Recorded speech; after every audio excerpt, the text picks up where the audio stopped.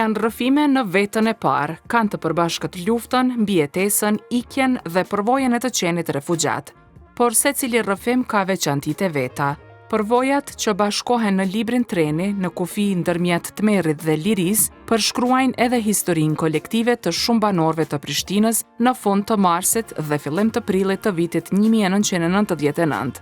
Ata u deportuan me forcë nga policia serbe, u maltretuan dhe u ngarkuan në trena pa e pasur të qartë se ku po i dërgonin.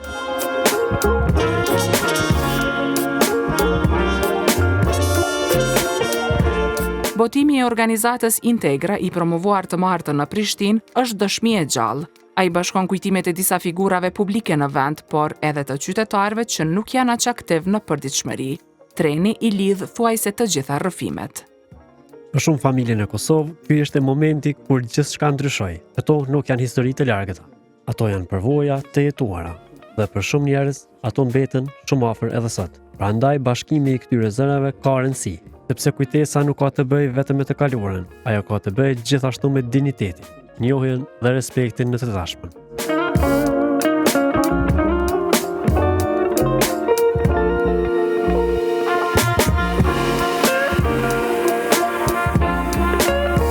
Në cilësinë e ambasadorit të Britanisë së Madhe, shtet që e ka përkrahur botimin, Hargreaves ka shkruar se kujtesa ka rëndësi, sepse njerëzit kanë rëndësi.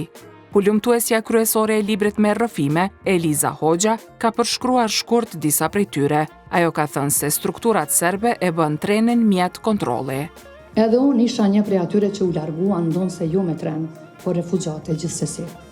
Nga prilli deri në qershor 1999 isha refugjate në Maqedoni dhe më kujtohet ndjenja e papërshkrueshme e të qenit të gjallë, por të hungur. Të kesh trup, por jo shtëpi.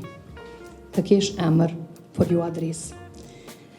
Të kesh kujtime, por të mos desh se ku ti vendosësh ato. Sipas saj, libri nuk është thjesht një përmbledhje kujtimesh.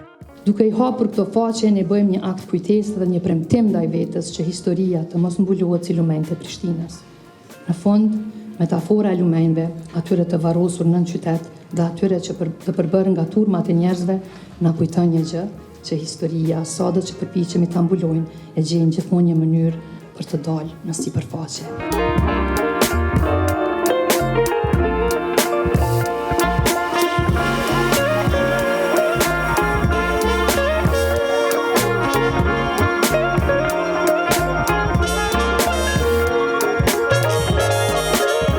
Libri prej afro 220 faqesh është një arkivim shtesë i historive personale, i atyre që shpëtuan në Kosovën e viteve 1998-1999 dhe që patën fatin të mos jenë në mesin e 10.000 civilëve të vrarë, vetëm pse ishin shqiptar.